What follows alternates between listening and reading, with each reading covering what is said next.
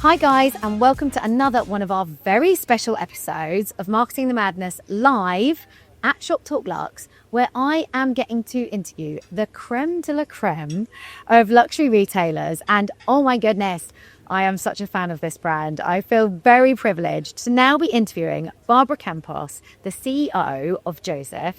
And well, we're going to be talking about a few different things. Obviously, they are one of, I would say, a very iconic luxury brand. You guys, I don't know, just sort of defined, especially in the world of women's workwear, I feel like you make us feel very refined, very luxurious. But I want to understand, I know you guys really obsess over the customer. A little bit more about the ethos, I guess, of the Joseph brand. What an introduction, Katie. Honestly, where do I start? I think you said it all, what Joseph is about. We are an iconic British brand. We've been on the market. This brand has been founded now almost 42 years ago. So we've been, on the market for a long time. And Joseph Etegi, who founded the brand, had the vision to actually complement, the style of its customer, complement their wardrobe in a way that would make them feel very powerful and very confident. I had an interview with his wife when I started because I really wanted to understand a little bit more, why he created this brand in the first place. And something really struck me, which was around him initially starting his career as a hairdresser. He was a hairdresser before he opened his store. I did not know that. I know a lot of people don't. I mean, that's probably why you have such a fantastic haircut. And it's one of the prerequisites to working at Joseph. Probably, Yeah. It should be. You should be. Yeah, I know that should. you say. So yeah, he was a hairdresser originally, trained as a hairdresser. He opened his first salon in Sloane, in London, and then from there he started to bring some pieces of fashion, because what she said is he was passionate about transformation, and what he loved about actually hairdressing is that it could transform the mood and the style of a woman in 2 hours. And he found that as well, that similarity into fashion, and he completely fell in love into fashion, and then start from there. That element of, you put a garment on and suddenly transform your confidence, suddenly transform how you feel, inside by just what you wear outside. I think it's so powerful. Yeah, well, you're empowering women to show up, and I love that, to feel confident. And, I guess sometimes it's a bit harder for us women, especially definitely. in business. I think the fact that you empower us to, I am a big fan of this. Where I go and how I appear and how I show up is important, because it's a representation of who I am, how I want to be seen in the world. And I think that's one of the things that I love about the refined luxury of Joseph, and the confidence that you're giving women. Yeah, and we are, obviously with that, we are not a brand that shouts. We're very understated in our garment, in our proposition, but also very considerate in what we put in front of the customer. We make the choice for her before. And as you talked about, the customer and how important it is for us, it is true. This is something we say all the time. We really do obsess about her. It's not just a slogan. It's, she is pivotal into all of the decision we take. Obviously, the decision around product, but also the strategic decision around operations. Where do we meet her, even online, for example, her experience, how that experience is actually tailored to the customer we talk to with our product. Well, you've beat me to my next question. I said to you earlier, often this little piece of card goes out the window. But how do you do that? In reality, in the boardrooms, in the meetings, in the, when you're creating the product, when you're creating the, I guess, marketing strategies, how do you make sure it's customer first? Well, I think you do that, first of all, by knowing what you're about. And that's one of the first job we did with the team, is to go back to define what are the values of this brand and what do we stand for. And I think it's about having the discipline to really stay in those rails, which is sometimes difficult. to resist the temptation to go left and right because there's some other trends arising. But really knowing what you stand for, who you are, first of all, help you consumer to actually identify very clearly your identity. And once you get that, obviously it's about the dialogue with your consumer. It's not just us, imagining what she is about. It's us discussing with her in real life who she is, what she does, how she lives her life, what does she like, what other branches, she's shopping, what does she expect in terms of service, in terms of product, what she's missing in her wardrobe. So actually, we're an omni-channel business, right? So we have a lot of consumer data coming from the digital world. But having that conversation, because we have long-lasting relationship with some of those customers, having that conversation and make sure we have a real process in place to bring this feedback back into the company, it's paramount to actually the information we can get and the understanding we can get about her. Yeah, I love that. It's so cool. I think the thing with your brand is that you are totally customer centric, and I think yes, in today's world where and we will probably talk a little bit about technology, but where everything is driven by technology or trends. And I think what Joseph has is this very human-centric brand that, and you can see that across everything that you guys do. You really feel that you care about the customer and us as women, right? Yes, totally. But the technology plays also an important role, also to connect with her.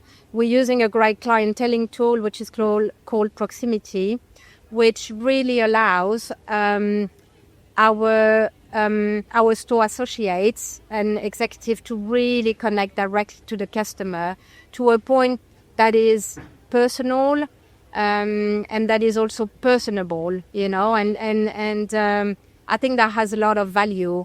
And I think the technology needs to be there, definitely, but it doesn't really replace completely the human touch. Yeah, well, it's how it can assist the human touch, assist the in-store experiences.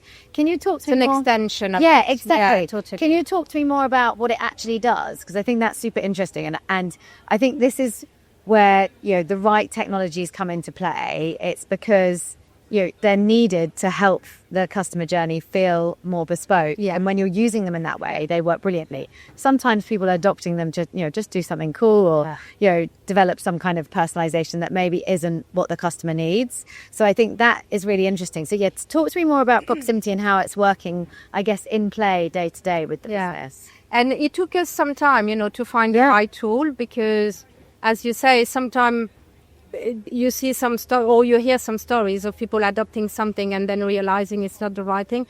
We're quite mindful in adopting new technologies because we have, a limited amount of resource. So everything we're plugging into the business needs to have a sense and needs to have a return because it's not just the monetary investment, it's the investment of all of the team involved, the disruption that actually bringing a new tool means to a business of our size. So it took us some time to figure out really what we needed, and Proximity seemed like completely the right tool for us. So what it does, it allows our sales associate to connect directly with their customer. So we can collect from those customers, and we store their last purchase, their size, the colors that they like, the last time they visited the store, their birthday. Any information that comes into the conversation, you can input into your client data. If she has children, if they live abroad, if they're there, and that also helps to create again a more personable conversation. And I think all of the store teams are really passionate about it because suddenly they have real point of conversation that is relevant and not something that's, the weather is windy today or what. It's hot. Or they understand the person. Totally. Can make personal recommendations. Yeah, and it's wonderful. And that gives us also the opportunity to send some suggestion to the customer, based on what we see she liked or what we see she's been buying before. in a way that's also very qualitative because we can use our own imagery. So, that keep the customer and the brand journey really, really aligned. Yeah. So I've got down here that you've been turning the brand around a little bit. What does that mean? We've talked about, I guess how you're really dialing in and, serving your customer, understanding them and using some really clever and intelligent technologies to help you do that and make the journey feel more personal. What do we mean about turning the brand around? What's been happening behind the scenes at Joseph? What's been happening behind the scene? A lot of things. I think for us at Joseph, it meant, as I said earlier, to really go back to the foundation, and solidify those. Yeah. It also has meant to take some very tough decisions, some of them around the product. We rationalize our collections a lot. Some of them also around our network, taking some tough decision to close some stores where they were, underperforming, to close some geographies, and really to refocus on, where the real opportunity was and where the real core of the business was. I think the toughest of the decision we've had to take was around the people. It's always a hard call. But we really needed to put in place, an organization and a culture that felt ready, lighter, and really much more efficient. Yeah. So it has required a lot of discipline in the execution of the strategy. And a lot of resilience because we went through, in the past years, through hell and back. I'm not sure back yet with everything that has happened between COVID, Brexit. It's hard.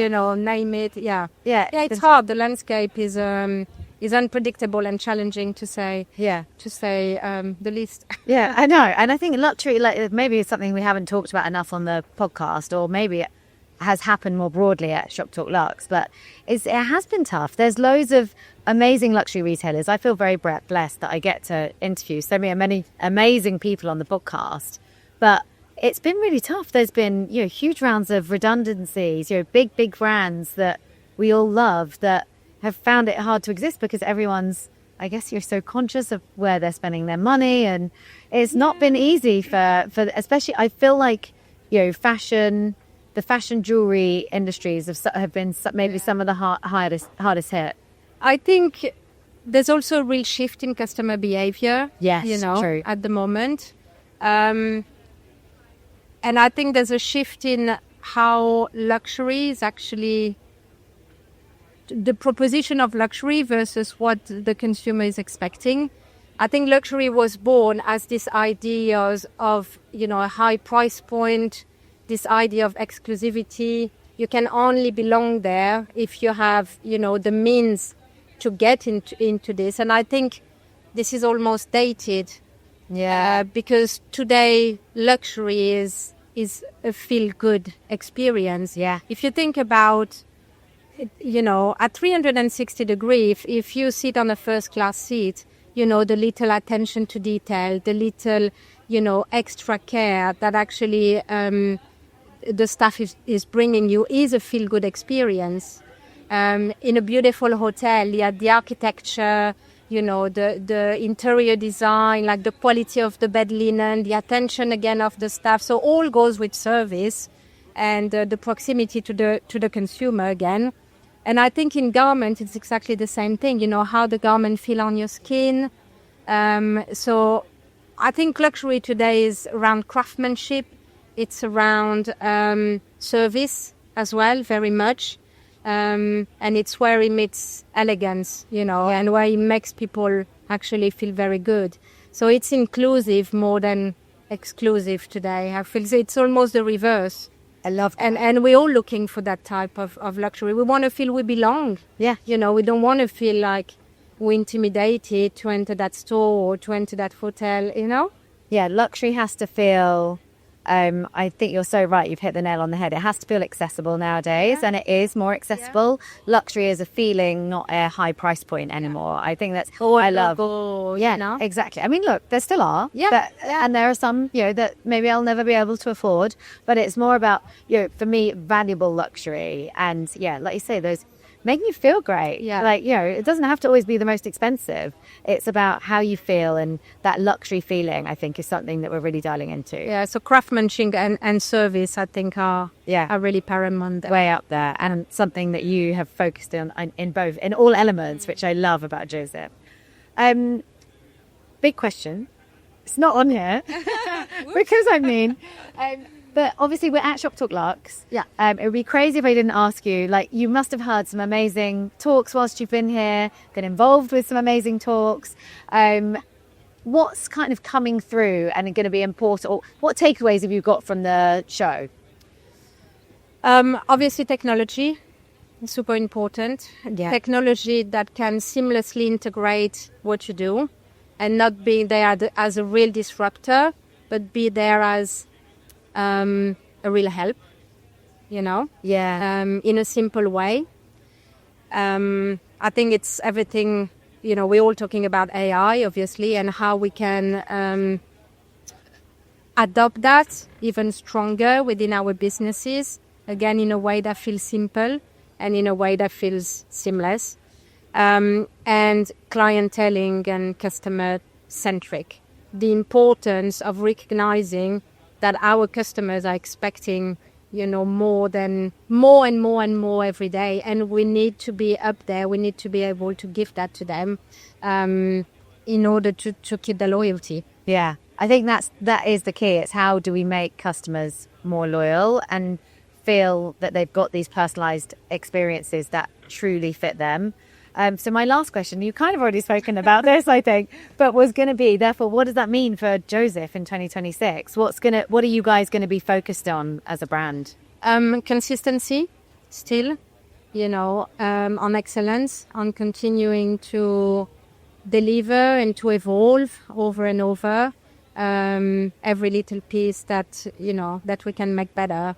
Because that's been actually our motto in that transformation, was to do less.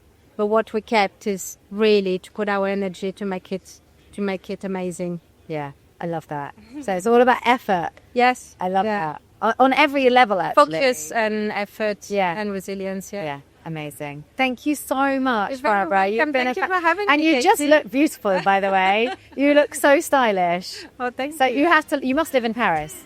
I'm French. I lived in Paris, but no, I'm based in London. Are you based in London now? Yeah, of course. Our headquarters. We're going to connect in London then. Yes, please. Yeah, but you've got that Parisian air about you. Oh, amazing. Thank you so much for joining us.